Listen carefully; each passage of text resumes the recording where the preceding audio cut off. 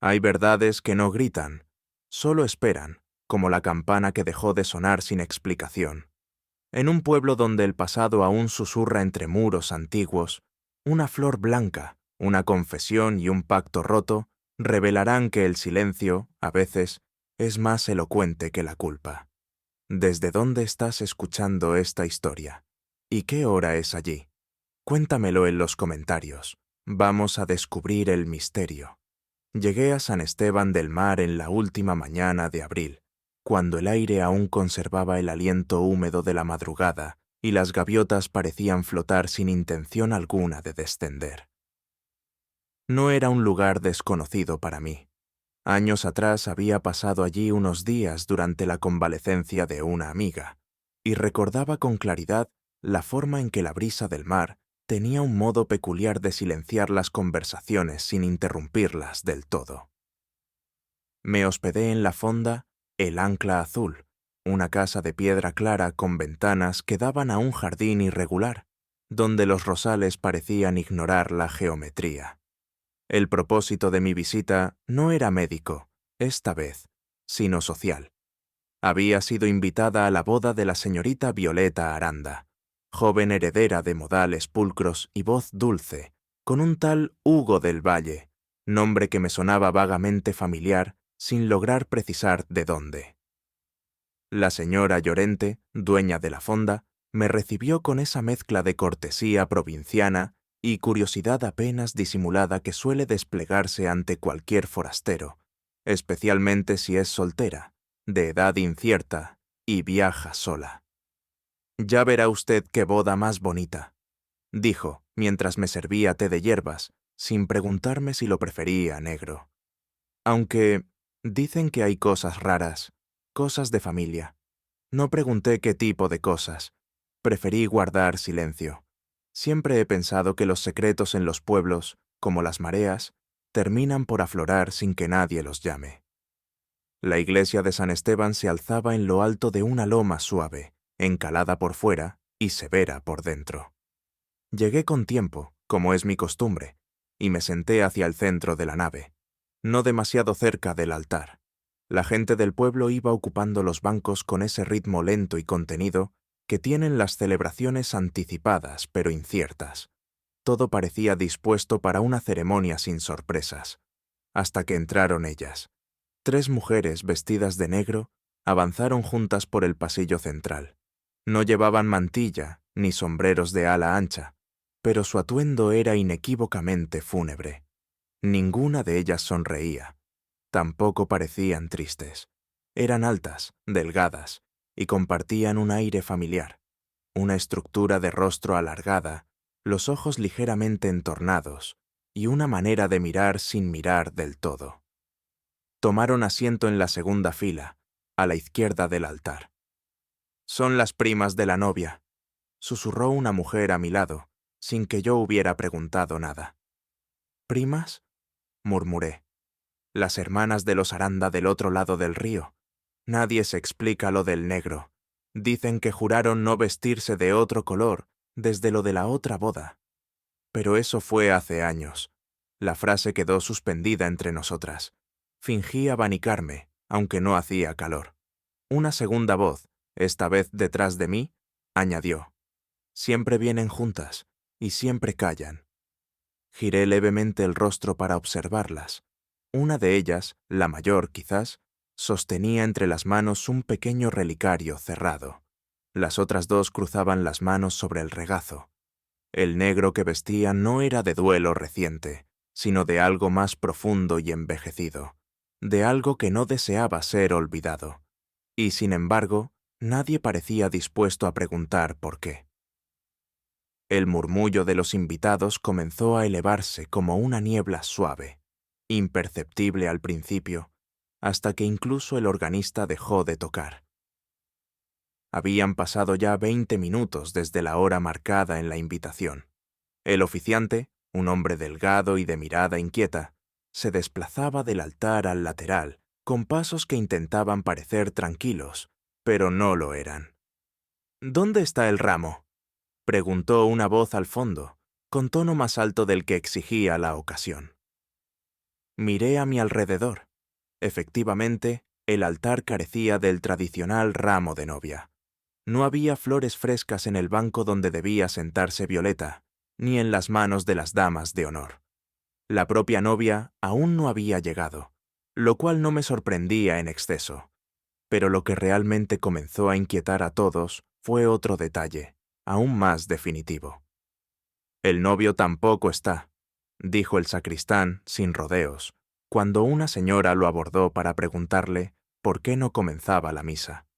No hubo alboroto, solo un silencio denso, casi ofensivo en su brevedad, antes de que los cuchicheos se multiplicaran. Observé a las 3 hermanas. No mostraron el menor sobresalto. La del centro, la más joven quizás, desvió la mirada hacia el altar, como si esperara que alguien se levantase de la nada y ocupara su lugar. La mayor mantenía el relicario entre los dedos. Fue entonces cuando noté, por primera vez, que sus labios se movían apenas, como si repitiera algo de memoria. Un hombre se levantó y salió en dirección al atrio. Otra mujer comenzó a abanicar con furia. Yo permanecí sentada. Algo, no sabría decir qué, me decía que la ceremonia había comenzado, solo que no la que esperaban celebrar. La novia llegó por fin del brazo de su tío. Su vestido era de una sobriedad inesperada. Encaje blanco sin ornamentos, el cabello recogido con discreción. Caminaba erguida, sin apresurarse. Pero bastó una mirada a la nave semivacía, al altar sin flores y a la silla vacía junto al oficiante para que su expresión cambiara apenas. No hubo llanto, no hubo histeria, solo una pausa mínima en su respiración que no pasó desapercibida para quienes saben observar. Se acercó al altar, intercambió unas palabras con el sacerdote, que bajó la mirada como un niño sorprendido, y luego giró sobre sus pasos. Se sentó sola en el banco delantero, con el rostro vuelto hacia los vitrales. Las hermanas, 2 filas detrás, tampoco se movieron. «¿Quién prepara una boda sin novio?», susurró la señora de la tienda de comestibles, a quien había conocido la tarde anterior. No esperaba respuesta, y yo no se la di. Lo que me perturbó no fue tanto la ausencia de Hugo del Valle como la falta de reacción. No había lágrimas sinceras ni indignación, tan solo una especie de aceptación colectiva, como si muchos supieran o intuyeran que esto podía suceder, y que tal vez ya había sucedido antes.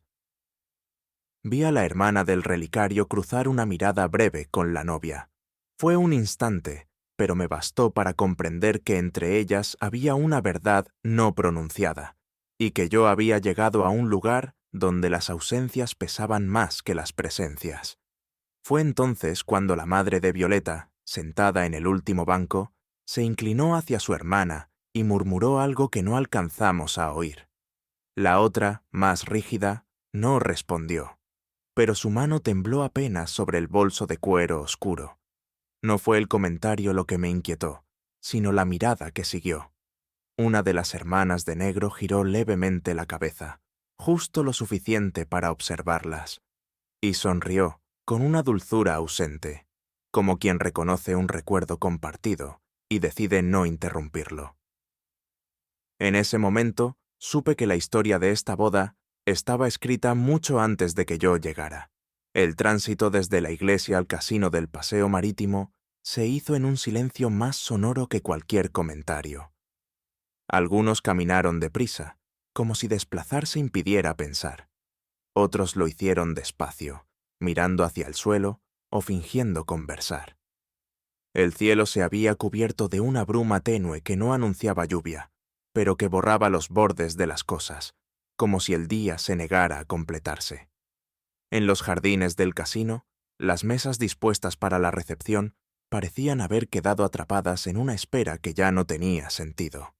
Los camareros seguían trayendo bandejas con canapés y copas llenas, obedeciendo mecánicamente la rutina establecida.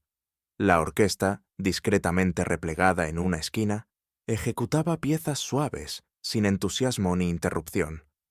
Me senté en un banco de hierro forjado, junto a una bugambilia sin flores. Desde allí observé cómo los invitados intentaban recomponer el decoro. Algunas mujeres hablaban con voz demasiado alta, otros se afanaban en comentar detalles del menú. Nadie mencionaba al ausente, pero la palabra novio parecía suspenderse en el aire, no dicha, pero siempre presente. Vi a la novia entrar al jardín con la espalda recta y el rostro imperturbable.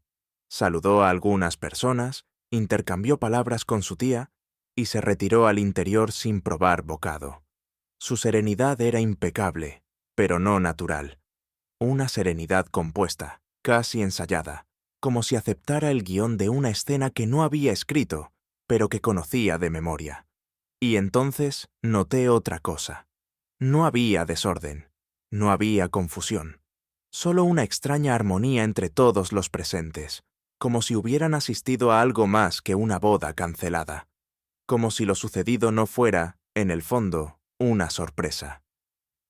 Las tres hermanas permanecían juntas, desplazándose como una sola figura que se fragmentaba apenas para saludar con un gesto leve o sostener una copa sin beberla. Ninguna parecía incómoda, ninguna buscaba consuelo. Había en ellas una compostura que no podía confundirse con fortaleza, sino con resignación, como si cada movimiento hubiera sido anticipado, cada mirada calculada. Me llamó la atención la forma en que Águeda, la mayor, o tal vez solo la más, rígida, mantenía los dedos cruzados sobre el abdomen, como si estuviera en oración constante.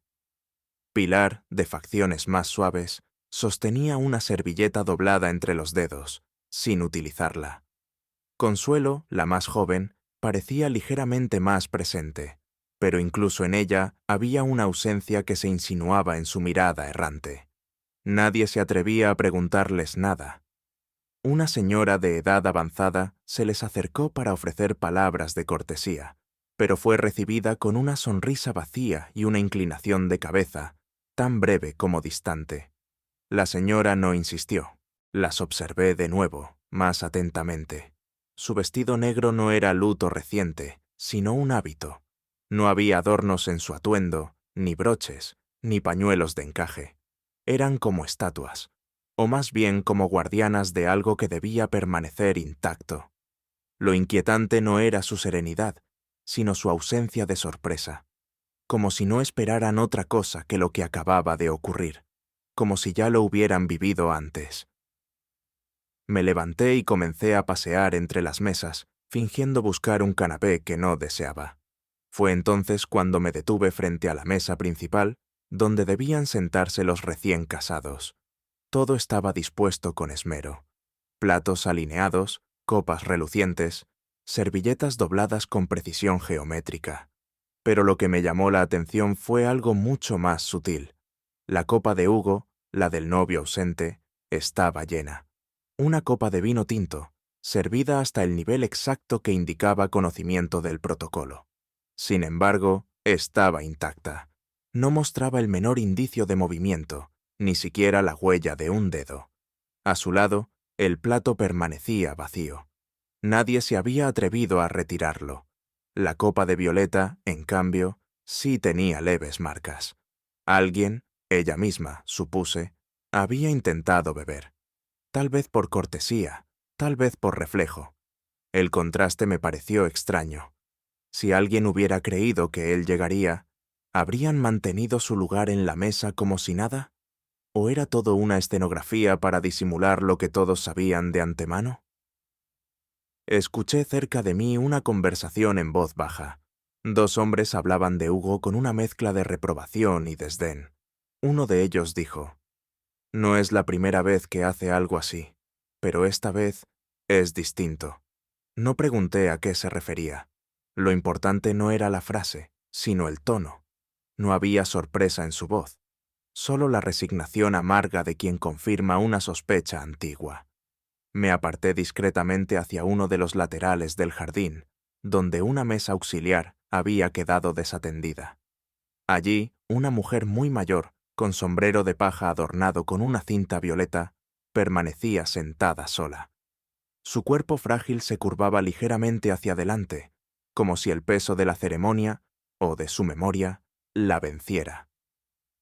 Cuando se levantó con dificultad, algo cayó al suelo. Me agaché sin pensar, recogiendo un pañuelo antiguo, bordado con esmero. Tenía las iniciales AM cosidas en hilo gris, y pequeñas lágrimas de encaje bordeaban los extremos.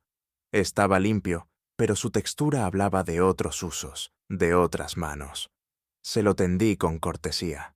La mujer me miró fijamente, y por un segundo pareció querer decir algo, pero luego negó con suavidad, como si hubiera recordado a tiempo que las palabras tienen consecuencias. Agradeció con un gesto y volvió a su sitio, sin tocar la copa frente a ella. Sostuve el pañuelo un instante más y no pude evitar una impresión. Aquello no pertenecía a una mujer presente, sino a una que ya no estaba. Un objeto conservado con la fidelidad de quien aún guarda algo que no ha podido contar del todo. La última en llegar fue la madre de Hugo. Su aparición no fue anunciada ni precedida por rumor alguno. Entró sola, con un paso contenido y un rostro que no revelaba expresión alguna, salvo una leve rigidez en la mandíbula. Llevaba un vestido gris perla y un broche antiguo que probablemente tenía un valor más simbólico que decorativo. Nadie fue a recibirla. Nadie pareció dispuesto a interceptarla. Caminó entre los invitados sin saludar, sin detenerse, como si el trayecto desde la puerta hasta el centro del salón fuese una penitencia que debía cumplirse en silencio.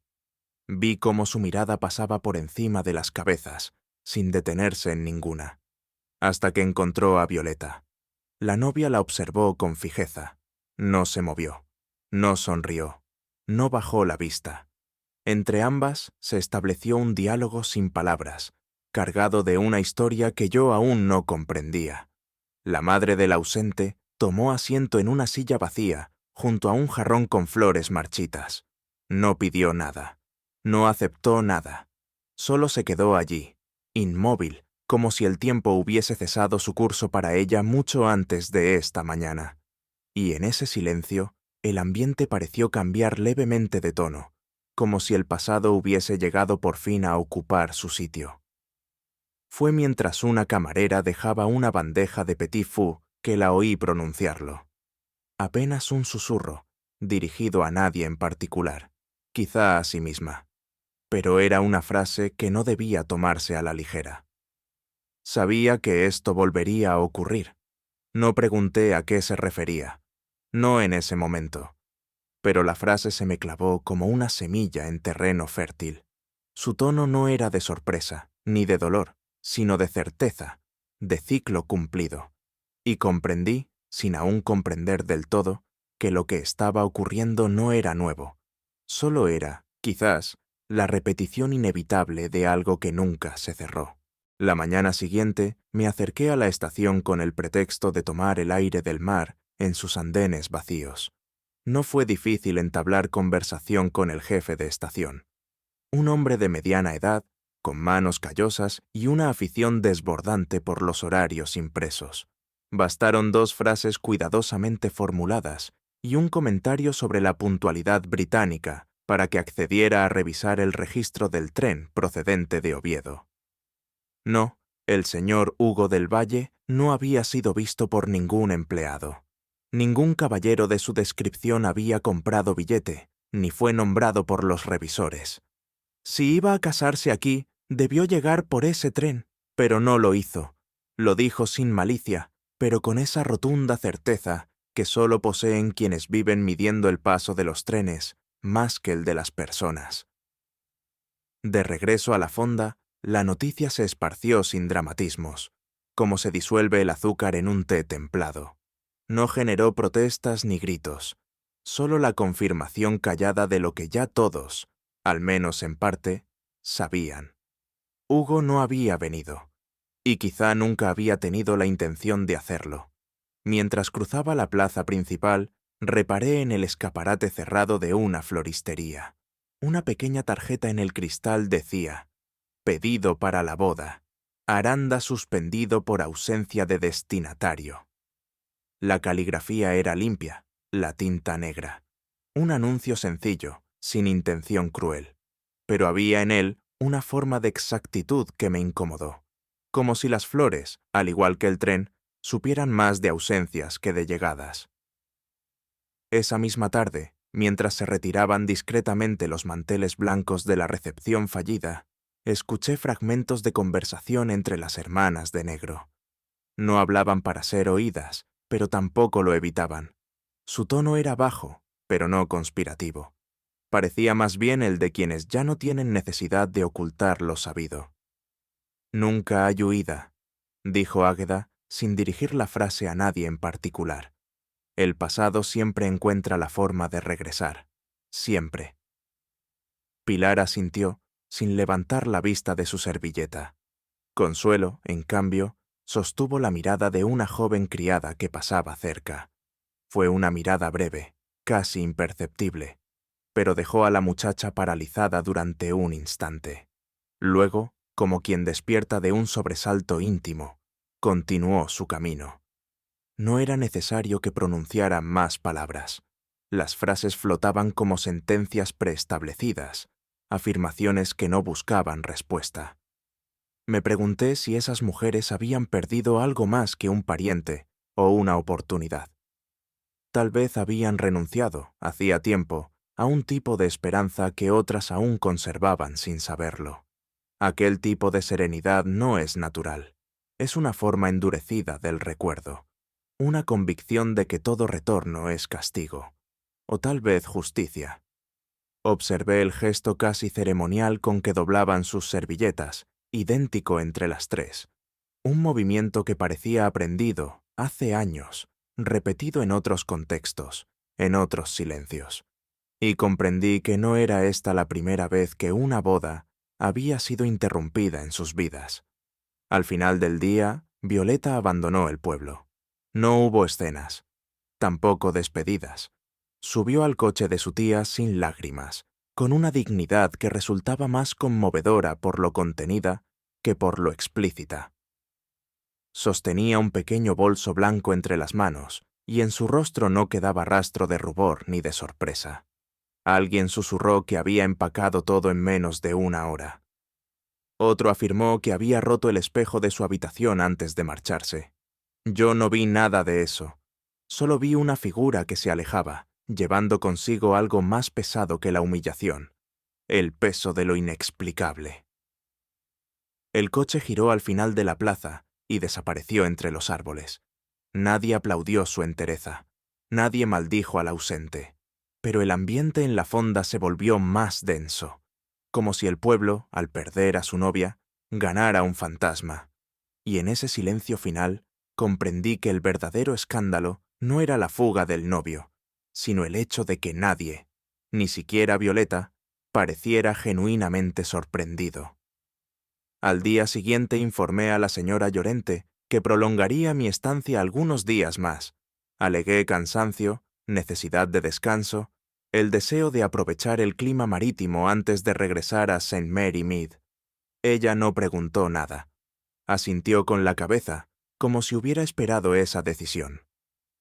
Me trasladaron a una habitación en el ala posterior de la fonda, menos ruidosa y con vista al patio trasero. Desde allí podía observar los movimientos de los empleados, los repartidores y, de vez en cuando, a las hermanas que salían a caminar por la plaza. No tenía un plan definido, tan solo la sensación, cada vez más firme, de que el abandono de Hugo no era un hecho aislado. Había en el ambiente una textura que no pertenecía al escándalo moderno, sino a algo más antiguo, más profundo, como si la memoria del pueblo hubiera quedado detenida en un punto fijo, repitiendo gestos con distintos nombres. Me dediqué, durante la tarde, a leer en el porche, pero mi atención no estaba en el libro. Cada sonido, una puerta que se cerraba, una voz al fondo, un pájaro que volaba abajo, me parecía parte de un lenguaje que aún no dominaba, y sin embargo, estaba dispuesta a aprender. Fue al tercer día cuando entablé conversación con Julián, el jardinero de la fonda. Un hombre de rostro curtido y manos ágiles, de pocas palabras y mirada más viva de lo que su andar cansino sugería. Me lo encontré podando los laureles que flanqueaban el sendero de grava, y le felicité por el estado del jardín. Fue suficiente para que se animara a compartir más de lo que yo esperaba.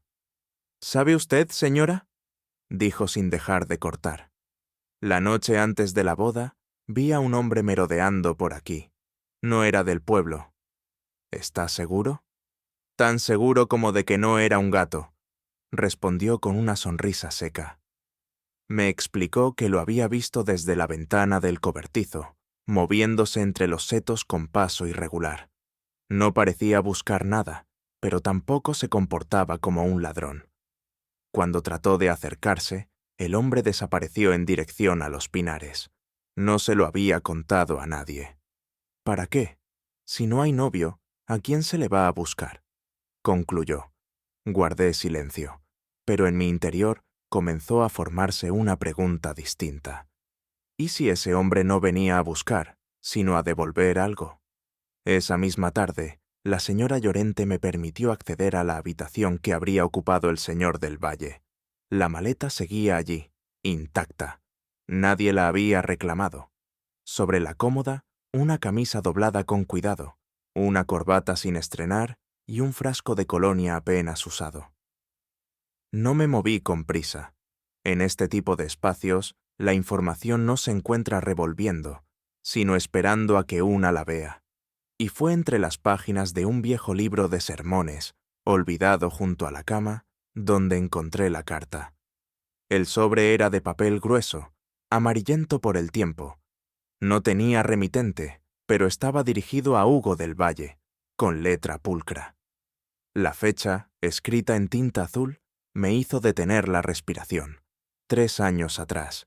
El sello había sido abierto, pero la carta seguía intacta, cuidadosamente plegada, como si jamás se hubiera leído. No la abrí. Aún no. Hay objetos que no deben violentarse en el primer impulso. La coloqué sobre la mesa y observé cómo el polvo acumulado formaba una línea clara allí donde había estado oculta. Una línea exacta entre el pasado y el presente. Y comprendí, sin necesidad de leerla aún, que lo que contenía no era respuesta, era origen. No abrí la carta inmediatamente. La observé varios días, posada sobre la mesita de noche, como si su presencia bastara para hablar por sí misma. Finalmente, una mañana temprana, tras una noche de insomnio sutil, encendí la lámpara de queroseno y me permití desplegarla. El papel estaba parcialmente quemado por un extremo, como si alguien hubiera querido destruirla, pero se hubiese arrepentido a mitad del acto. El calor del fuego no había alcanzado las palabras centrales, aunque sí había deformado parte de la tinta. Leí lo que pude. Era una carta de ruptura. Dolorosa, sí, pero no airada. Lo más revelador no era su contenido, sino su tono. Estaba escrita por una mujer que hablaba con una mezcla de ternura y resignación. Se despedía de Hugo, de mi querido Hugo, y le pedía, con suavidad, que no volviera a buscarla. Lo llamaba cobarde, pero no con desprecio, más bien con la tristeza de quien reconoce una verdad que ya no puede cambiar. El nombre de la remitente no estaba completo, solo quedaba una inicial, A. Una letra sola, tan ligera como una sombra, tan pesada como una lápida. La caligrafía era elegante, antigua. Reconocí algo en ella, pero no supe aún qué. La plegué de nuevo, con manos más frías de lo que esperaba. Lo que había ardido en esa carta no era solo papel. Era una historia a medias que aún buscaba su otra mitad. Aproveché una excusa sencilla, la necesidad de ajustar el dobladillo de uno de mis vestidos, para visitar la modista local. La señora Dávila me recibió con una cortesía que delataba su deseo de conversación. Había en su pequeño taller una atmósfera casi religiosa, como si cada puntada ocultara secretos no revelados. Mientras hablaba, mis ojos se posaron en una hilera de prendas colgadas al fondo. Entre ellas, distinguí uno de los vestidos negros de las hermanas. Lo reconocí por el detalle del cuello. La modista lo confirmó con un gesto. Fue encargado como vestido de boda, aunque se modificó más tarde. Nunca llegó a usarse. Me acerqué con su permiso.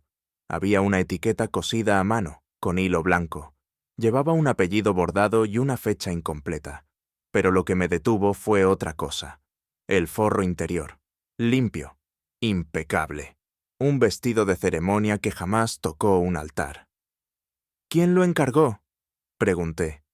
La modista se limitó a decir, una de ellas, pero nunca supe cuál. Salí de allí con la sensación de haber tocado algo íntimo sin querer, como quien tropieza con un diario abierto, justo en la página que nadie deseaba releer.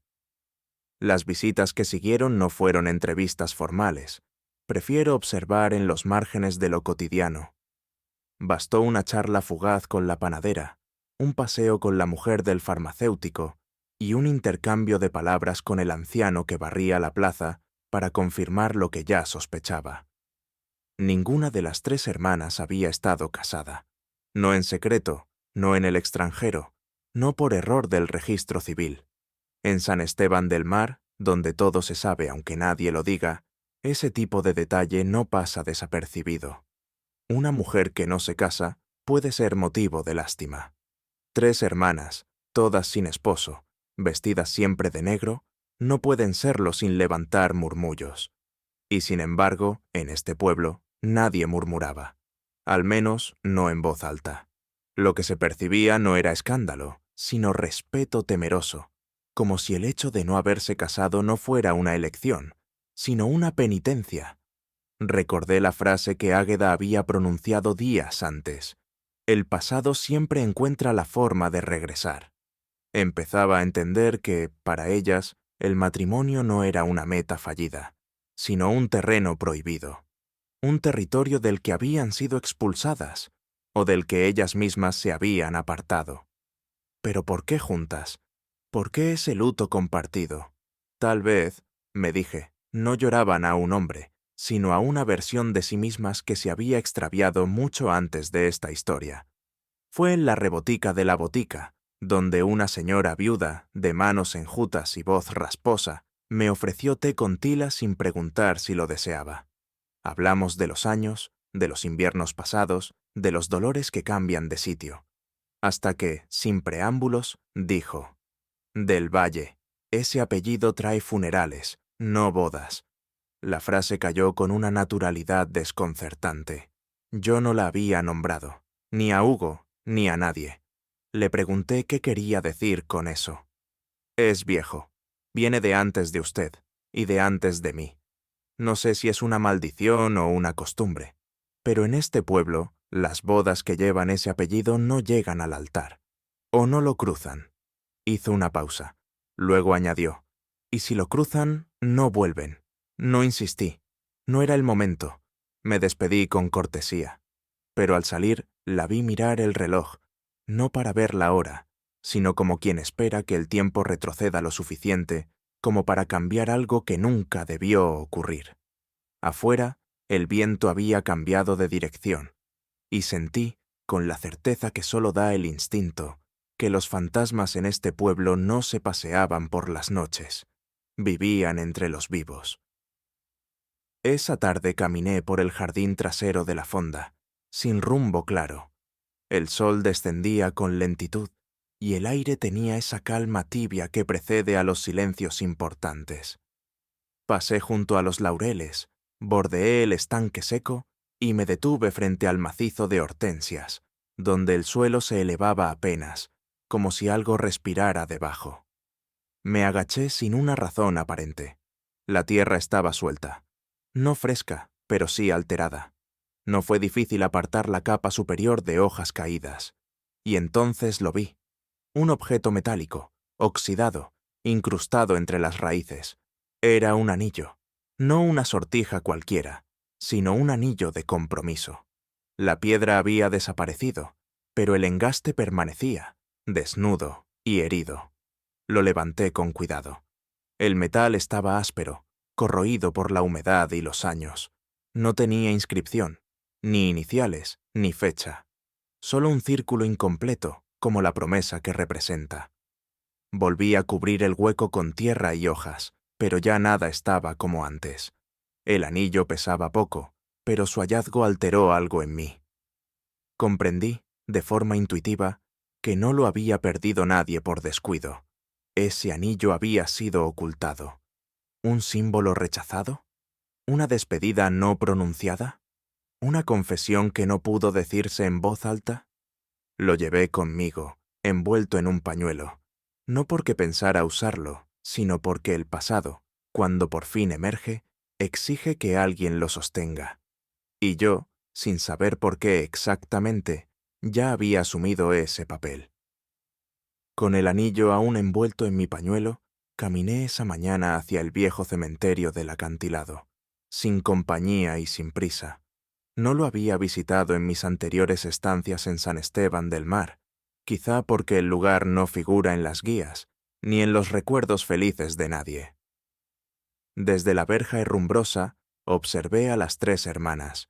No llevaban sombreros ni flores llamativas, solo unos lirios blancos, recién cortados, supuse, envueltos en papel sencillo. Avanzaron con paso firme hacia una tumba sin cruz ni nombre, marcada apenas por una piedra desgastada por el salitre y el tiempo. Se arrodillaron, una a cada lado, y colocaron las flores con gesto idéntico al que yo había visto repetir en la iglesia. Ni una palabra, ni una lágrima. Me mantuve a distancia. El viento marino cubría cualquier susurro, pero el silencio de ellas era más profundo que el de los vivos. No miraron alrededor, no parecían temer ser observadas, más bien actuaban como quien cumple con un deber que no necesita testigos. Cuando se marcharon, me acerqué. La piedra no tenía inscripción, pero sí un pequeño surco, casi borrado. Un óvalo, como si en otro tiempo hubiese contenido una placa arrancada. Un lugar sin nombre, con flores frescas y un rito repetido. Supe, sin que nadie me lo dijera, que allí no descansaba cualquier muerto. Esa misma tarde visité la parroquia. El padre Ramón, hombre de avanzada edad y voz temblorosa, me recibió con la cortesía que los clérigos mayores suelen reservar a las mujeres que no hacen preguntas bruscas. Le mencioné la tumba. No pareció sorprendido, aunque desvió la mirada hacia un armario cerrado con llave. Algunos entierros no figuran en los libros oficiales, murmuró, pero eso no significa que no hayan ocurrido. Tras unos segundos de silencio, sacó del cajón una pequeña llave oxidada y me acompañó a la sacristía. Allí, entre estanterías polvorientas, abrió un registro de bodas antiguas. Señaló una anotación incompleta. Hugo del Valle y Ana María A., con una fecha borrada a lápiz. La ceremonia fue cancelada a último momento, dijo. Nadie explicó nada. Guardó el libro con manos que temblaban más de lo habitual. Yo no insistí, pero la inicial coincidía con la de la carta quemada. Y el nombre, con un vacío que venía repitiéndose desde hacía demasiado tiempo. Fue al día siguiente, durante una conversación cuidadosamente guiada con una mujer del archivo municipal, cuando obtuve lo que buscaba. El nombre completo era Ana María Altuna, y según los registros parroquiales y civiles, su desaparición no había sido registrada como tal. Oficialmente, nunca estuvo ausente. No hubo denuncia, no hubo escándalo, solo un silencio repentino que coincidió con la cancelación de su boda. Ana María era, según me dijeron, una prima lejana de las hermanas Aranda, acogida en su juventud tras la muerte de sus padres. Vivió con ellas durante varios años, aunque en el pueblo nunca la consideraron exactamente una de las suyas. Había en ella, dijeron, una belleza distinta, una dulzura que desentonaba con la austeridad de sus primas. Hugo estuvo muy enamorado, dijo la mujer, y ellas nunca parecieron entusiasmadas. La frase quedó suspendida. Me bastó para intuir que no todos celebraban aquella relación. Pregunté por qué nunca se investigó la desaparición. Porque no desapareció, respondió con una sonrisa tensa. Solo se fue. Eso dijeron, y nadie quiso discutirlo. Comprendí entonces que lo sucedido no era un secreto guardado, sino un silencio impuesto, de esos que se tejen entre muchas voces que eligen callar al mismo tiempo, y que nadie se atreve a romper. Volví a hablar con el padre Ramón, esta vez en el banco lateral de la iglesia, bajo una vidriera polvorienta. Le pregunté directamente por Ana María Altuna. No me miró, solo entrelazó las manos sobre las rodillas y dijo: «Fue como si nunca hubiese existido. Sus palabras no tenían amargura, pero sí un matiz de derrota. No recordaba haberla confesado, ni haberla despedido, pero sí recordaba una sensación, la de que algo había sucedido, y que alguien había decidido que no debía hablarse de ello. Las hermanas dejaron de comulgar durante un tiempo», añadió, tras una pausa. «Nadie preguntó por qué, ni siquiera yo. No había registro de defunción, tampoco de partida. Ana María se desvaneció del papel y de la memoria institucional del pueblo, pero los gestos de quienes la rodearon seguían delatando su ausencia. Una ausencia tan honda que había devorado el lugar donde una vez hubo una joven, un vestido de novia y un nombre completo. A veces, pensé, el olvido no ocurre solo por descuido, ocurre por acuerdo. El hallazgo ocurrió sin buscarlo. Había ofrecido ayudar a la parroquia a clasificar unas cajas de objetos donados, con la excusa de ordenar lo que nadie mira. El padre Ramón aceptó con alivio y me condujo al desván de la casa parroquial. Allí, entre misales rotos y mantos en desuso, encontré una caja etiquetada como Jóvenes de Acción Católica, año 1947. Dentro, entre papeles y programas amarillentos, había una fotografía enmarcada. Al principio no reparé en ella, pero cuando la limpié con el pañuelo, me detuve. 4 mujeres jóvenes, de edades próximas. 3 de ellas idénticas en postura, mirada y expresión. La cuarta, ligeramente separada, pero incluida sin duda, sonreía con dulzura. Era Ana María. No lo supe por reconocimiento, sino por contraste. Era la única cuya presencia parecía invitar al futuro. Las otras 3 eran las hermanas, Águeda, Pilar y Consuelo. Me quedé varios minutos observando los rostros, no tanto por lo que mostraban, sino por lo que evitaban. Ninguna de las hermanas tocaba a Ana María. Ninguna le dirigía el cuerpo, aunque todas miraban a la cámara. Era una inclusión sin cercanía, una aceptación que no era ternura. Me pregunté quién tomó la foto, y por qué se conservaba allí, entre lo que ya no se usaba, pero aún no se había destruido. Guardé la imagen con cuidado, no porque fuese prueba de nada, sino porque en ella, por primera vez, Ana María tenía un lugar, un espacio entre los vivos, una cara visible. Y eso, en una historia como esta, era ya un comienzo. Llevaba conmigo la fotografía cuidadosamente protegida entre las páginas de mi misal, cuando pasé por la tienda de costura de doña Rosario. La modista, ya retirada pero aún lúcida, ocupaba sus días ordenando encajes y cosiendo bastillas para las clientas antiguas. Le mostré la imagen sin comentarios. Sus dedos se detuvieron al instante sobre la cinta que anudaba, y sus ojos, aunque cansados, se encendieron brevemente. «Esa», dijo, tocando el rostro de Ana María. Tenía un brillo especial. No era una belleza llamativa, pero una luz, ¿cómo decirlo?, que salía de dentro. Le pregunté si recordaba haber confeccionado algún vestido de novia para ella. No respondió de inmediato. Se levantó sin prisa. Fue hasta un cajón de madera y extrajo un cuaderno de encargos encuadernado en tela.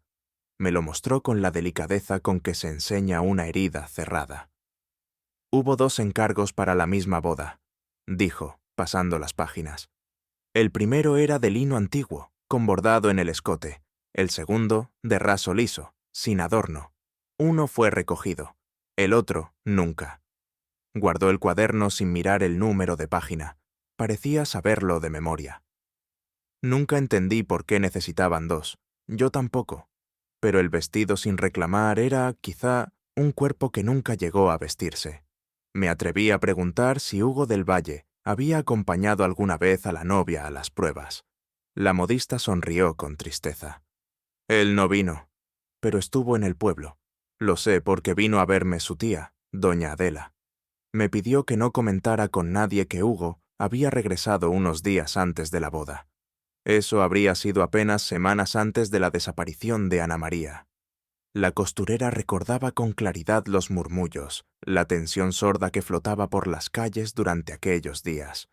Nadie decía nada concreto, pero todos parecían esperar que algo ocurriera. Se alojó en casa de su tía, continuó.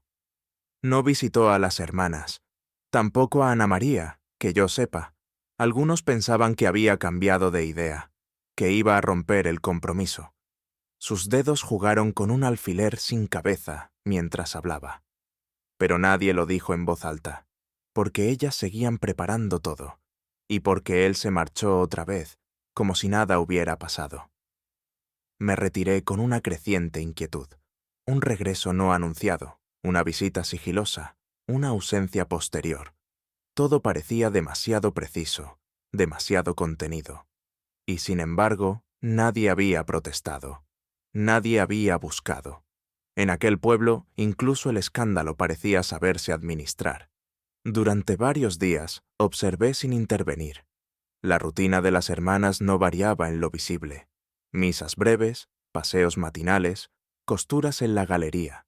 Pero al caer la noche, sin excepción, abandonaban discretamente la casa y tomaban el sendero que llevaba al molino abandonado. Era una construcción antigua, de piedra oscura, a medio camino entre la colina y el barranco.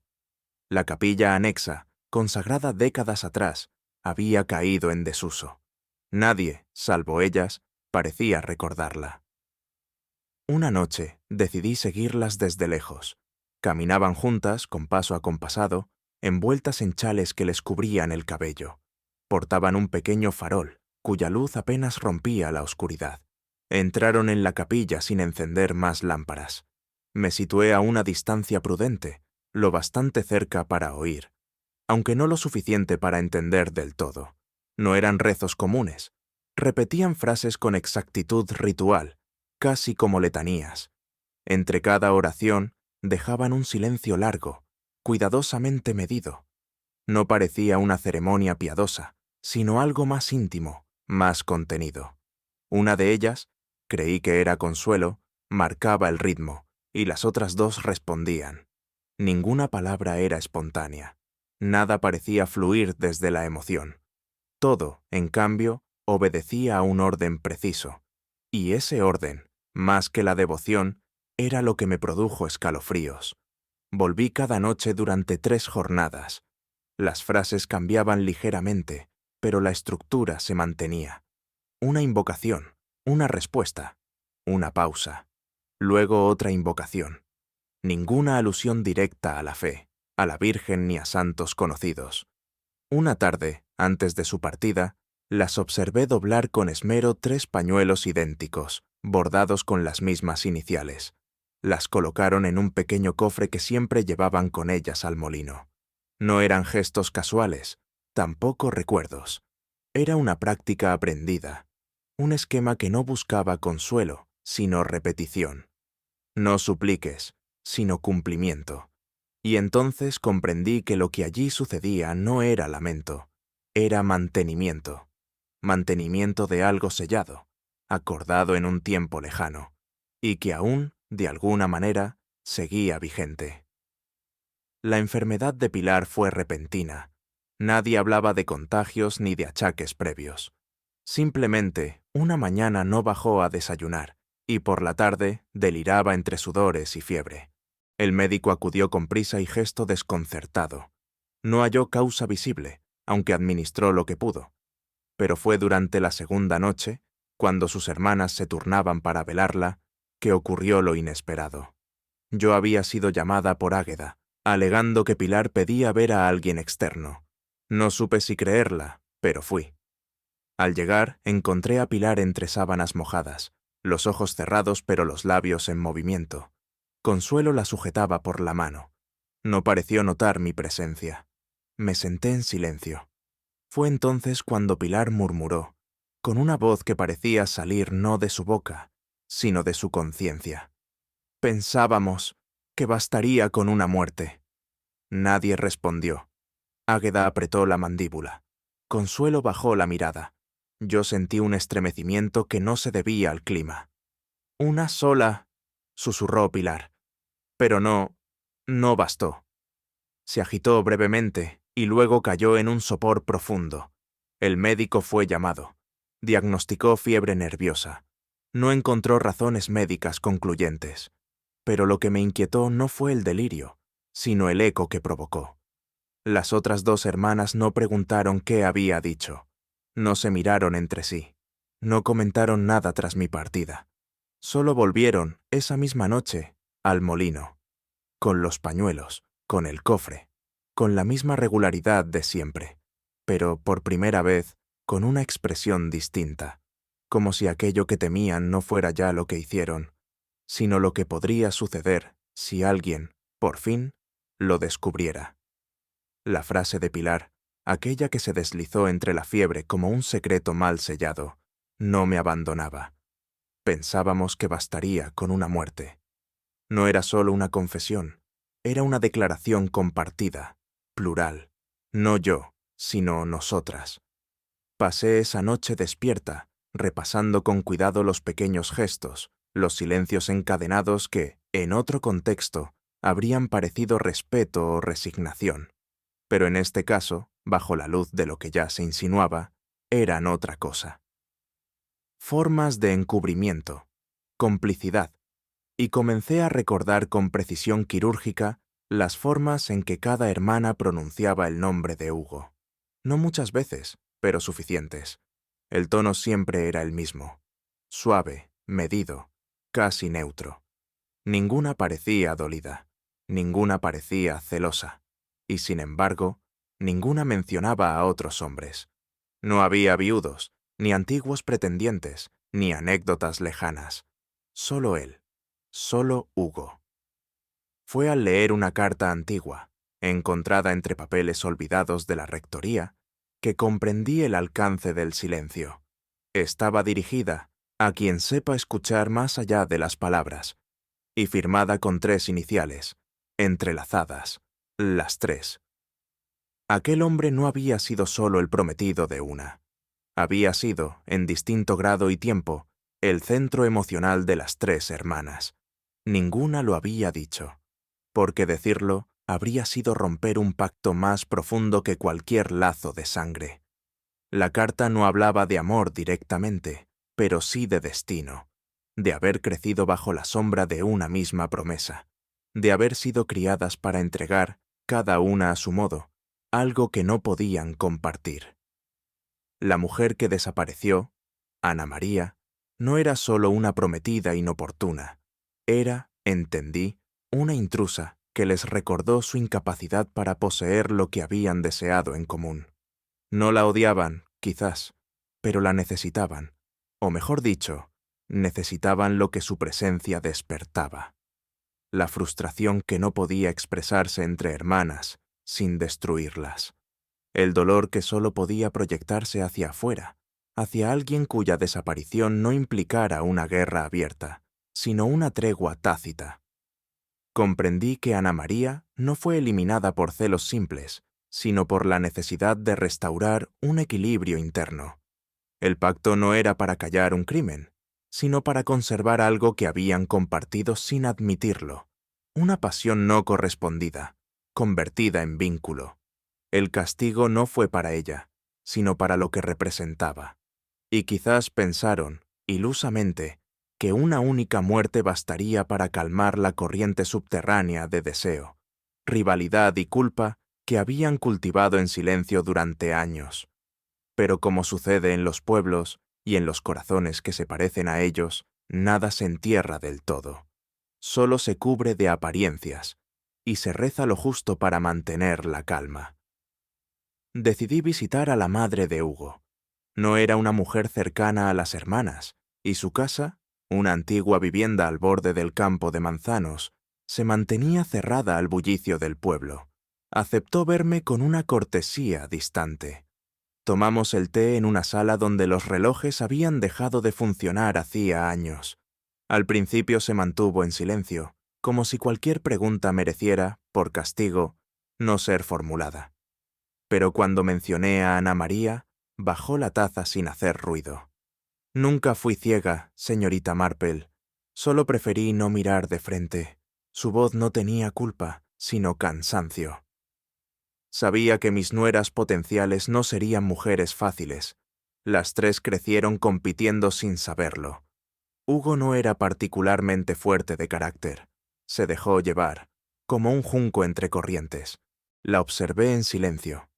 Y cuando todo ocurrió, pensé que lo mejor sería alejarlo, sacarlo de aquí antes de que lo aplastara lo que no podía comprender del todo. ¿Nunca pensó en denunciar? Pregunté. ¿Denunciar qué? No había cuerpo, no había pruebas, solo un presentimiento que ningún juez aceptaría, y un hijo que ya cargaba bastante solo por llamarse como su padre. Me quedé en silencio, comprendiendo que para ella, proteger era también callar, y que, al hacerlo, perpetuó el ciclo que creyó interrumpir. Volví caminando desde la casa de la señora del Valle. El aire del atardecer olía a ciruelas fermentadas y tierra caliente. No podía dejar de pensar en Hugo. Durante años se había creído que su marcha fue fruto del miedo, de una cobardía heredada, tal vez. Pero yo empezaba a intuir otra cosa. No huyó del crimen, porque él no fue su ejecutor. Huyó del peso de un símbolo, el hombre deseado por tres mujeres que se negaron a admitirlo, el prometido que no eligió, pero fue elegido, el único testigo de un equilibrio roto. Y si esa carga fue demasiado para permanecer, también podría haber sido demasiado para desaparecer del todo. Porque hay huidas que solo son parciales, que se esconden tras barbas falsas, nombres nuevos, oficios itinerantes. Y aquel rostro lo había visto antes, aunque no supiera aún dónde. Fue en la feria del pueblo, entre puestos de naranjada y baratijas, donde lo vi. Un relojero ambulante, con manos firmes y barba que parecía más un disfraz que un abrigo. Su acento tenía un matiz extranjero, pero no lograba asentarse del todo, como si imitara algo que nunca fue suyo. Lo observé un rato, no por lo que decía, sino por cómo lo hacía. Sus silencios eran excesivamente pensados, como si temiera que una pausa mal colocada revelara su origen. Y entonces lo noté. La cicatriz. Fina, curva, justo en la mejilla izquierda. Una marca que Hugo del Valle se hizo de adolescente, cuando cayó de un manzano escapando del perro de la rectoría. Lo recordaban todos, incluso las hermanas, que una vez lo mencionaron entre risas forzadas. Me acerqué sin hablar. Observé cómo abría el mecanismo de un reloj con movimientos exactos. ¿Este modelo también lo arreglaban en Lisboa? Pregunté con suavidad. Él alzó la vista. Una décima de segundo de desconcierto. Luego, una sonrisa demasiado rápida. Con los portugueses, uno nunca sabe, respondió. No pregunté más, pero la cicatriz ya había hablado, y lo que callaba era más revelador que cualquier confesión. La cicatriz no dejaba lugar a dudas. El relojero ambulante era Hugo del Valle. No había envejecido tanto como yo habría imaginado, pero el tiempo se había acomodado en sus gestos con una resignación sorda, como si hubiese aprendido a no esperar demasiado de los días. Lo esperé fuera del puesto. No intentó huir al verme. Simplemente se detuvo, bajó los ojos y luego de un breve silencio, dijo: «Pensé que nadie me reconocería después de tanto tiempo». No respondí. No era necesario. «No lo hice por cobardía», añadió entonces, aunque supongo que eso es lo que todos pensaron. Le pedí que me acompañara a un lugar más discreto. Elegimos el viejo almacén de madera detrás de la feria, aún sin uso desde la remodelación. Allí, entre estanterías polvorientas y el eco de un silencio largo, él habló. Cuando Ana María desapareció, yo no sabía lo que había pasado. Solo entendí que algo en la mirada de ellas había cambiado. como si todas hubieran cruzado una puerta a la vez. Titubeó. Y supe que, si me quedaba, algo peor vendría, que me usarían, otra vez, para justificar una historia que no había escrito. La barba postiza no era solo disfraz, era un símbolo, una barrera frágil pero suficiente para mantener a raya lo que no se había atrevido a enfrentar. Y aún ahora no parecía convencido de querer hacerlo. No lo presioné. En estos casos, la verdad no se extrae, se acompaña, se deja caer por su propio peso. ¿La amaba? Pregunté al cabo de un rato. Se quedó inmóvil. Luego negó lentamente con la cabeza. No de la forma en que ellas creían, ni a Ana María, ni a ninguna de las hermanas. Hubo una pausa. Yo era joven, complaciente. Me dejaba querer porque no sabía decir que no sin sentir que traicionaba algo. Y cuando me vi en el centro de aquello, era tarde. Ya había promesas implícitas, expectativas no dichas. Lo observé mientras hablaba. No había arrogancia en su voz, solo una tristeza tranquila. Nunca quise casarme. Al menos no allí, no así. Pero romper con eso era como ir en contra de todo lo que se esperaba de mí. Como si decir que no fuera un acto de violencia. Guardamos silencio unos segundos. ¿Y Ana María? Pregunté finalmente. Ella me conocía poco. Fue una elección precipitada, como si quisieran cerrar una historia para no mirarla más. Y yo me dejé arrastrar. Una confesión sin dramatismos, sin lágrimas, solo la aceptación de un error que había crecido en silencio hasta volverse estructura familiar.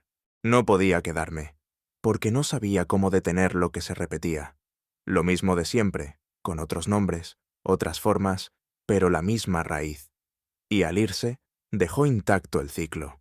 Solo lo desplazó.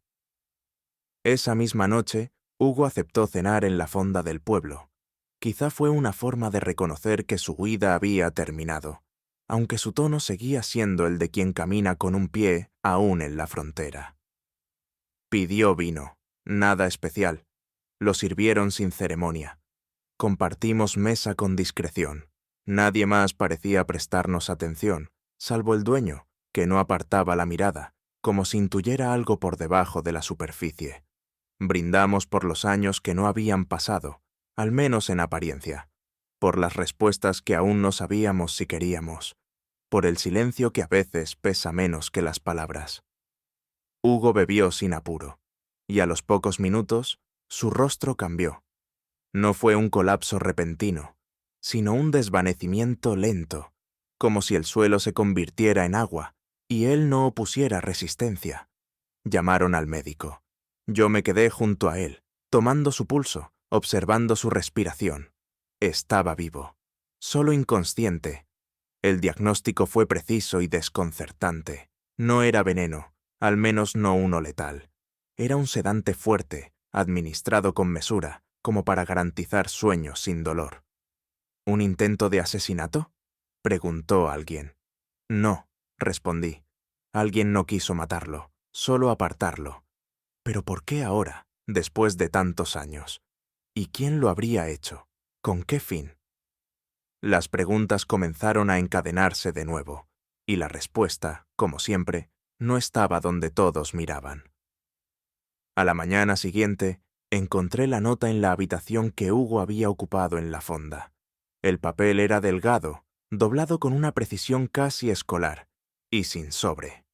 Estaba sobre la almohada, visible, como si no quisiera esconderse pero tampoco gritar su presencia. La abrí despacio.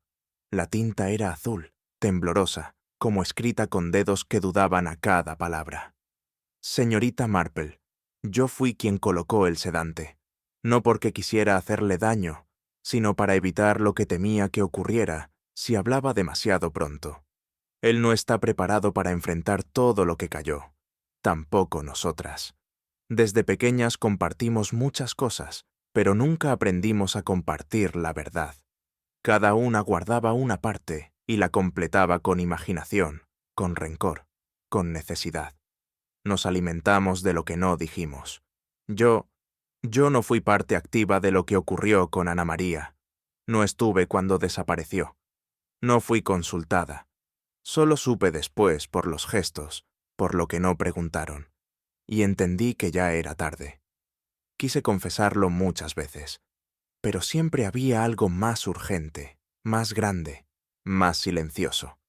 Ahora, al verlo de nuevo, supe que el ciclo debía detenerse.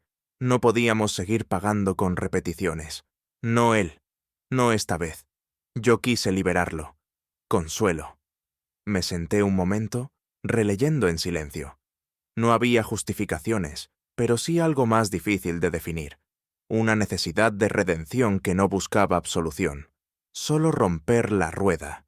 Y sin embargo, al fondo de la nota, una pregunta sin respuesta. ¿Cuánto sabía realmente Consuelo? ¿Y cuánto más estaba aún por decir? Las últimas palabras de la nota no me abandonaron. Yo quise liberarlo. Eran simples, pero cargadas de un peso que no podía medirse en hechos. Porque liberar no siempre implica salvar. A veces, solo cambia el marco de una jaula. Pensé en Consuelo, en su modo siempre contenido, casi ausente. Era la menos mencionada, la que parecía observar desde un margen sin participar. Pero quizás, justamente por eso, era la que más había visto. La única que no había intentado poseer, ni rivalizar, ni competir. Quería interrumpir el ciclo, eso decía. Y, en cierto modo, lo había hecho. El sedante no fue castigo, sino pausa, una interrupción calculada, no para borrar, sino para ralentizar, para impedir que las palabras se precipitaran antes de que alguien estuviera listo. Sin embargo, esa pausa también era un acto de poder. Ella eligió el momento. Ella determinó lo que Hugo debía o no enfrentar. ¿Es liberación si no hay consentimiento?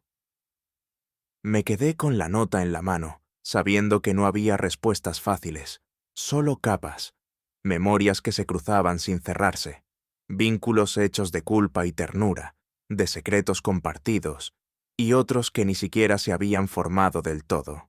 Consuelo no era inocente, pero tal vez, entre todas, era la única que no buscaba serlo, y esa diferencia, sutil pero decisiva, era la que empezaba a dar forma al final. Uno que aún no había llegado. Guardé la nota de Consuelo entre las páginas de mi cuaderno y salí temprano al día siguiente. El aire tenía ese espesor húmedo que anuncia más que una tormenta, un cambio de temperatura moral. Fue entonces cuando propuse que todos se reunieran en la antigua capilla. Nadie preguntó por qué. Era como si, en el fondo, supieran que ese era el lugar al que todas las preguntas habían querido volver. La capilla estaba cerrada desde hacía años. Ya no quedaban misas, ni bodas, ni siquiera visitas curiosas. Solo musgo, polvo y una campana muda. Recordé que, según los relatos, fue aquella campana la que repicó sin motivo la noche en que Ana María desapareció. Y desde entonces nadie había vuelto a tocarla. Como si el pueblo mismo entendiera que lo que había ocurrido no se podía nombrar, ni anunciar. Hugo llegó acompañado del médico. Su semblante era más lúcido, pero el temblor en las manos traicionaba su interior. Pilar, Teresa y Consuelo estaban ya allí. Nadie hablaba. El silencio era denso, no solo por lo no dicho, sino por lo que había sido repetido tantas veces, con variaciones apenas perceptibles, hasta convertirse en una versión cómoda de la verdad. Yo no había venido a acusar, ni siquiera a resolver, solo a permitir que el eco de aquella campana sonara de nuevo, aunque fuera solo en la conciencia de quienes la habían silenciado. Y cuando hablé, fue con la voz más baja posible. Pedí al viejo jardinero que se acercara. Nadie pareció sorprendido. En un lugar como ese, donde las estaciones dejan rastros más profundos que los recuerdos, los jardineros suelen saber más que los párrocos. Él asintió con una cortesía opaca, como si ya supiera para qué lo llamaba. Saqué del bolso un pequeño reloj de pulsera, similar al que Ana María solía usar. Un pañuelo bordado, una peineta de nácar y una pequeña linterna, de esas que los niños usaban para leer a escondidas. «Colóquelo donde lo encontró aquella noche», le dije. Él se movió con lentitud.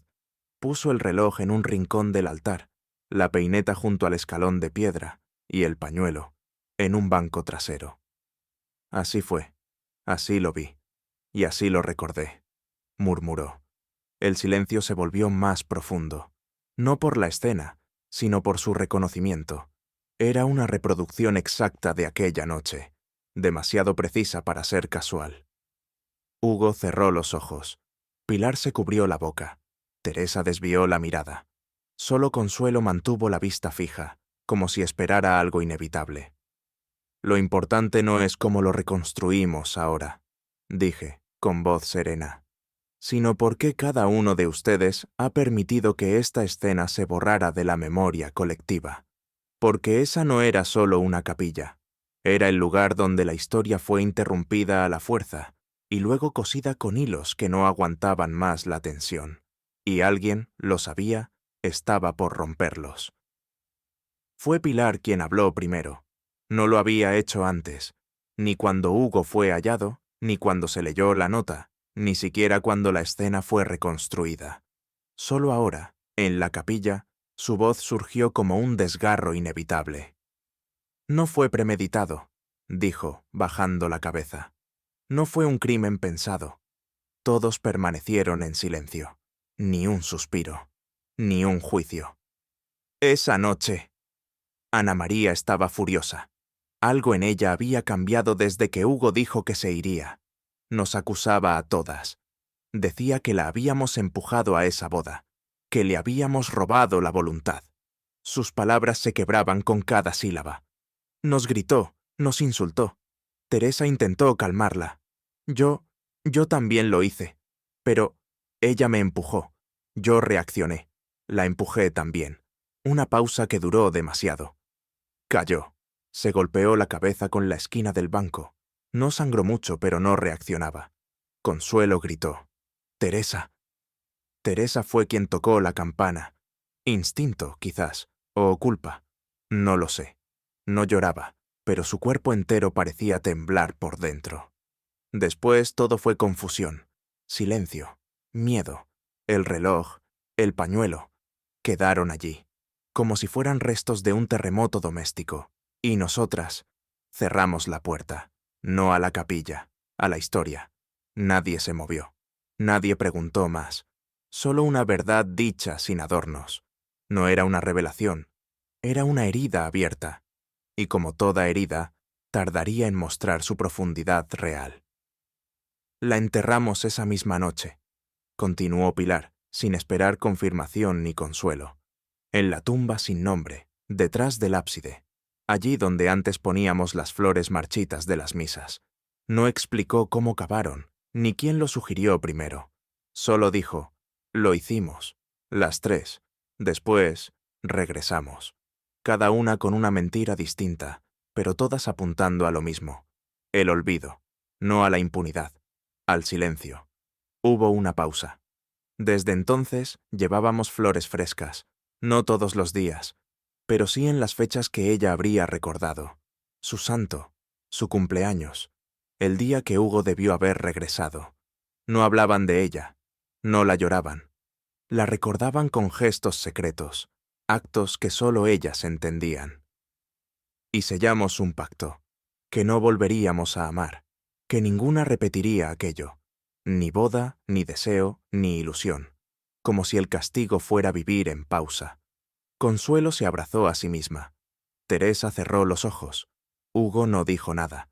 El pasado no se había borrado, solo se había vestido de rutina. Y allí, en esa confesión breve, entendí que lo más terrible no fue el accidente, ni el entierro, ni la mentira. Fue la renuncia. Dejé que el silencio se asentara. No por dramatismo, sino por respeto. Habían dicho lo necesario, sin adornos ni justificaciones, pero también sin nombrar lo esencial. «No fue un accidente», dije al fin, con voz baja. «Fue un pacto». Todas me miraron. no con sorpresa, sino con la resignación de quien escucha lo que ya sabía, pero no se atrevía a decir. Los cuerpos reaccionan por impulso, sí, pero las almas, ellas eligen, y ustedes eligieron, no la caída, no el golpe, sino lo que vino después. El eco de mis palabras parecía chocar contra las piedras viejas, volviendo como preguntas sin respuesta. Eligieron enterrar, no solo un cuerpo, sino una historia. Eligieron callar, y luego vivir como si nada hubiera sido. Pero todo fue. Nadie protestó, ni una palabra. Y lo más grave, añadí, no fue lo que hicieron, sino que sostuvieron esa decisión durante años, con flores, con ausencias, con renuncias calculadas. Se convirtieron en guardianas de un pacto que jamás debió firmarse. Vi temblar las manos de Consuelo. Teresa no alzó la vista. Hugo se mantenía quieto, pero sus labios estaban apretados, como si contuviera algo que aún no podía salir. Ahora ya no pueden deshacer lo hecho, pero sí pueden dejar de sostenerlo, porque la verdad, como las campanas, no desaparece. Solo espera a ser tocada otra vez. Y en ese instante supe que alguien, quizás no ellas, quizás no aún, iba a hacerlo. No respondieron de inmediato cuando el inspector anunció su presencia. La capilla, todavía húmeda por la confesión de la noche anterior, parecía querer retener el silencio unos segundos más. Fue Pilar quien dio el paso. Se alzó sin aspavientos, se acercó al oficial y dijo su nombre con una calma que, lejos de exonerarla, la volvía aún más culpable. No argumentó, no se defendió, no intentó suavizar los hechos. Solo repitió lo esencial, sin énfasis y sin evasivas, como quien conoce de memoria una historia que nunca debió haber sido contada. No fue con intención, dijo, pero fue con decisión. Decidimos enterrarla. Decidimos callar. Mientras la esposa del médico se llevaba a Teresa con paso vacilante y Consuelo permanecía inmóvil, aferrada a un rosario ya sin fe, la autoridad tomó nota con pulcritud profesional. Yo observaba en silencio. No era satisfacción lo que sentía, ni alivio, solo el peso inevitable de que las cosas, por fin, tomaban la forma que debían haber tenido desde el principio. Pilar no bajó la cabeza ni pidió permiso para despedirse, pero antes de salir, se detuvo frente a la tumba sin nombre y dejó una flor blanca sobre la tierra removida. Una flor cualquiera, una señal que no pedía perdón ni exigía absolución. Y así terminó el pacto, no con gritos, ni negaciones, ni escándalo, sino con la misma serenidad con la que, años atrás, se selló el silencio. Las lágrimas no llegaron con la detención, ni cuando la patrulla se alejó por el sendero de grava. Fue más tarde, cuando la puerta de la capilla se cerró con un crujido suave y definitivo. Consuelo fue la primera en llorar, pero no por Pilar, ni por Ana María, ni siquiera por el pasado.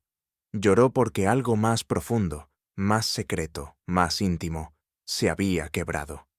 El pacto que les daba sentido, incluso en su deformidad. Teresa, sentada a su lado, murmuraba nombres en voz baja, no nombres de personas, sino de momentos.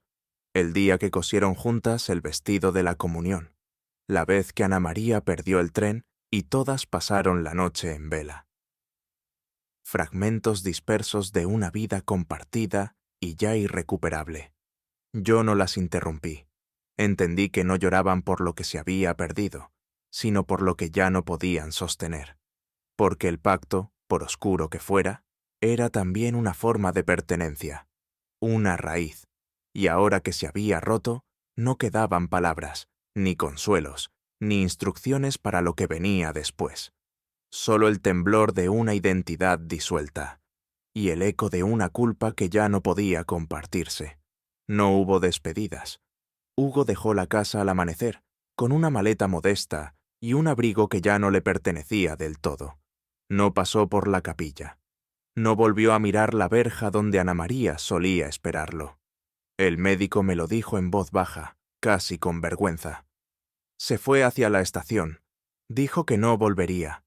No pregunté a dónde. A esas alturas el destino era lo de menos. Lo esencial era lo que no se llevó. No se llevó la promesa rota, ni la carta jamás escrita. No se llevó la pregunta sin respuesta que aún latía bajo la tierra húmeda de la tumba anónima. Hugo se marchó como había vivido desde el accidente, evitando los bordes filosos de la verdad, no por cobardía, sino por incapacidad de habitar un mundo en el que el amor no salvaba, sino condenaba. No buscó justicia, ni consuelo, solo la distancia necesaria para no escuchar el eco de lo que pudo haber sido.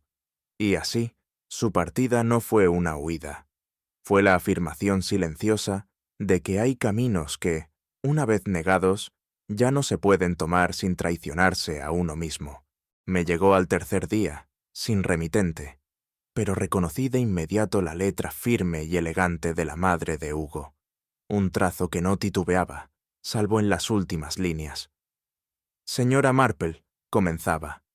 Nunca supe si debía darle las gracias o el reproche que se reserva a quienes traen consigo las grietas del tiempo. Usted no vino a juzgar, y sin embargo, obligó a todos, incluida yo, a mirar de frente lo que evitábamos desde hacía años. Leí la carta en silencio. Mencionaba a Ana María, con una ternura que parecía surgir no del amor, sino del arrepentimiento. Me equivoqué, no supe protegerla, tampoco supe preguntar. Más adelante escribía. Callé por comodidad, por miedo, por ese tipo de vergüenza que solo sentimos las madres cuando fallamos en lo esencial. Y ahora sé que ese silencio fue otra forma de violencia, menos visible, pero igual de cruel. Terminaba con una frase inesperada, casi dulce. Gracias por la dignidad con la que permitió que la verdad se revelara. No nos salvó, pero nos devolvió algo más difícil de nombrar, la posibilidad de vivir sin engaño. Guardé la carta. No respondí. Algunas palabras no necesitan eco, solo quedarse, respirar y hacer su trabajo lento. De regreso en St. Mary Mead, me senté con Raymond en el jardín, entre las lavandas. El té se enfriaba más rápido de lo habitual, pero ni él ni yo lo notamos. Había preguntas que no podían hacerse en voz alta, así que él esperó, paciente, hasta que quise hablar. A veces, el amor se parece a un ramo, le dije, lleno de belleza, pero si no se corta a tiempo, si no se libera, se pudre. Y cuando eso ocurre, no solo pierde su fragancia, puede envenenar. Él no respondió de inmediato. Tenía esa forma respetuosa de los que saben escuchar sin interrumpir el pensamiento ajeno. ¿Cree que Pilar amó a su hermana?, preguntó por fin. Pensé un momento. Creo que sí, pero también creo que amarla le costaba menos que verse a sí misma sin ella. A veces, el amor es posesión disfrazada de ternura, y otras, es culpa disfrazada de lealtad. Raymond asintió. Luego, se levantó para recoger una hoja caída. La guardó en el bolsillo, como quien guarda un símbolo que no entiende del todo. Yo me quedé allí, mirando las sombras alargadas del atardecer. Sabía que no había resuelto nada. Solo había devuelto las piezas a su lugar. Pero a veces, eso basta. Porque el verdadero misterio no está en el crimen, sino en lo que las personas están dispuestas a destruir para seguir sintiéndose amadas. Y eso, pensé, no siempre termina con una detención. A veces, solo con una flor marchita entre las manos. Al final, no fue el crimen lo que desgarró a la familia del Valle, sino el amor mal comprendido, enredado en celos y silencios que jamás encontraron consuelo. Miss Marple, con su inquebrantable intuición y su delicadeza, no impuso justicia. Simplemente hizo visible lo que ya estaba escrito en las miradas esquivas y los recuerdos no contados. ¿Es el silencio una forma de protección o de condena? Déjame tu reflexión en los comentarios, y si esta historia te ha tocado, te invito a darle like, compartirla con alguien que ame los misterios, y suscribirte para no perder el próximo enigma.